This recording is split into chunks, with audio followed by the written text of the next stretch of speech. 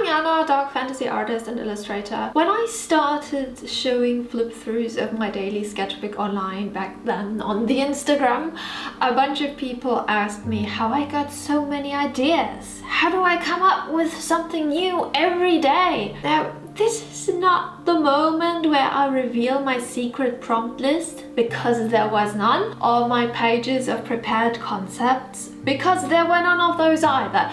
There were perhaps 2 or 3 days when I went to bed knowing what I wanted to draw the next morning. Usually I would simply sit down in the morning, take 5 minutes to settle on an initial idea, and then just start drawing. In this video, I will explain how I got my ideas. Contrary to popular belief, inspiration is not magic. If anything, it's brain magic.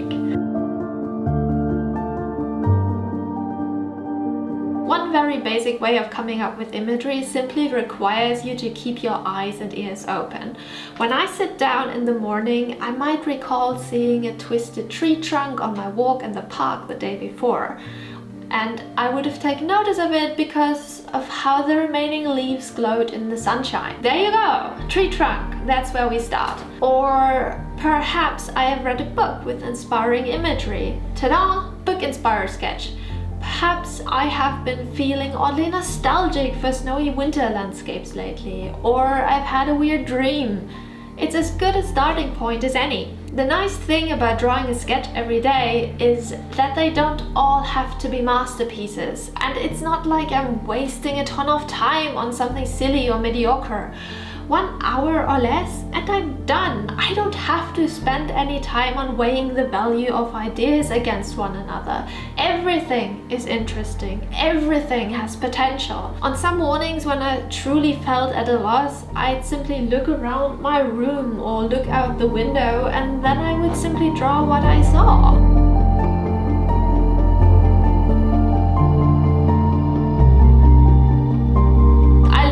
The concept of a visual vocabulary in art school, although I'm not 100% sure I'm using it in exactly the same sense as my teacher.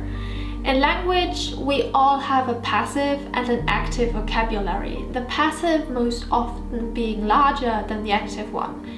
It's essentially the difference between what you can understand and what you can speak. When it comes to drawing, there are subjects we can draw well enough from memory, those we can draw well enough with reference, and those we never draw and therefore are quite bad at. They all make up our own visual language, which is largely determined by our interests, since what we draw a lot tends to be part of our more active vocabulary. As I wasn't working with references for my daily sketchbook, I was mostly drawing from this limited vocabulary. And when I say limited, I mean it. Sometimes I was pushing my limits a bit, drawing elements I wasn't quite sure I could pull off, but mostly I stuck to what I knew how to draw reasonably well. Those are also the elements coming to mind first when I work on new imagery or even client work. My active vocabulary comes up first for anything else I need to dig deeper or do research. What I did was using my starting point, that initial idea, and I tried to match it with what is already commonly spooking around in my brain. So how do I come up with so many ideas? Well, counterintuitively, by having limited options to work with. It enables me to come up with ideas quite naturally and to make decisions quickly.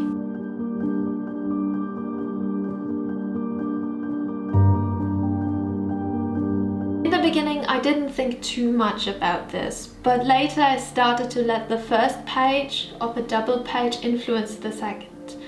Not always, but often it gave me an additional framework to work within when it came to mood, subject matter, or composition. In some cases, the first image pretty much determined the next. Additionally, think about the page you're working on. What kind of image would look good on it? Maybe you can do a pattern or a vignette. What size do the elements need to be readable if you're working, for example, in a very small sketchbook? Or think of the sketchbook as a book. Have there been a lot of detailed sketches lately? Perhaps go for something simple to break up the monotony. Truly, in some some ways it gets easier to come up with an image the further you get into your sketchbook, as the sketches start a dialogue with each other and larger themes emerge.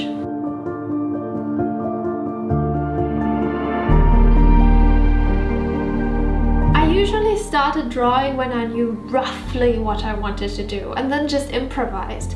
Leaving the door open for improvisation is particularly recommendable when you can't erase your mistakes, because you'll have to deal with them in more creative ways. Once you've set a few lines down and committed, you can let your sketch guide you. Is the sketch unbalanced? Well, maybe add a little something in that corner over there. Ruined the background? Well, I suppose there will be a lot of shadows in that area now. Or perhaps you'll start with one idea and get a spark of inspiration while drawing and change it to something different. Great! The nice thing about sketching without a fixed composition in mind is the organic process. You're collaborating with your drawing. Ask yourself, what does it need you to do? So there, you don't have to have your idea all gift wrapped and ready. You just start somewhere and draw.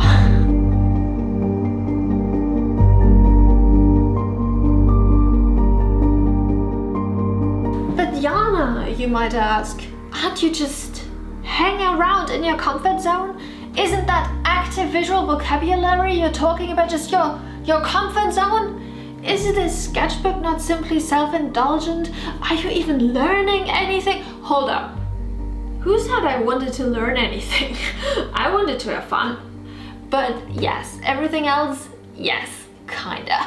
First up, my comfort zone is bigger than my visual vocabulary. I feel very comfortable drawing a lot of things with reference that would look laughable conjured up from my memory alone.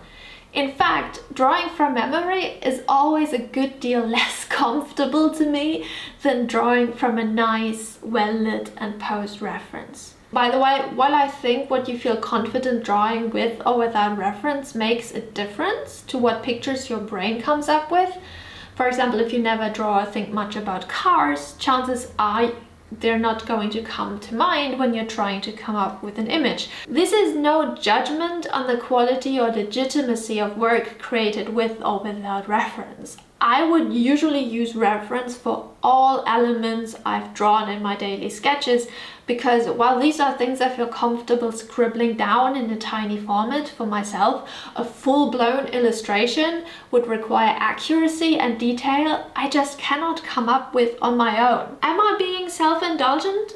Well, yes. That was kind of the purpose of this exercise. Did I learn something? Yes.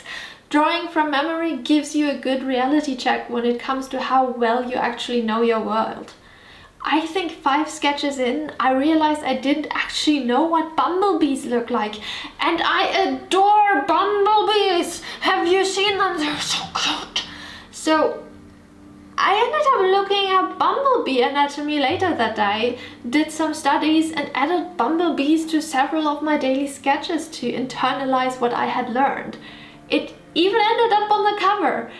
You will notice what things interest you and you'd like to draw, but never do and hence can't. You'll see where your visual vocabulary has to be extended. Perhaps you'll delight in sketching a tree in sketch number 3, but by sketch number 22 you've realized that all your trees kind of look the same and your tree vocabulary is pathetically small. Wow, what a bummer. You thought your tree skills were actually good. Actually, your trees suck. Why do your trees suck? By sketch 70, you might wonder whether there's possibly more to the world than trees, bumblebees, and sleeping women, even if they do make for a nice feeling of continuity. You'll get eager to research new topics, to go deeper into subjects you're already familiar with, and try and experience new things to gather new influences and impulses for your sketches. Remember how much of my advice for how to get ideas boiled down to limits? Well, eventually that's not going to work anymore. Eventually those limits will have to be extended. But first, you have to get sick of them. Thank you to everyone for watching. This was the second of my daily sketchbook talks from 2020. If you missed the first one about finding motivation and making the time for a daily sketchbooking habit, you can check it out here somewhere, or you could watch the full flip through of the sketchbook if you like. I really love it. I really love it as a small object, and I would love it if you checked it out and tell me that it's awesome. No, kidding, if you check out the bumblebees. Anyways, I'm done with talking about sketchbooking for now and should get to the actual drawing again. However, you can continue the conversation in the comments if you have your own methods of coming up with ideas, so we can learn from each other. Farewell, my friends. Have a lovely day and happy creating. Happy creating.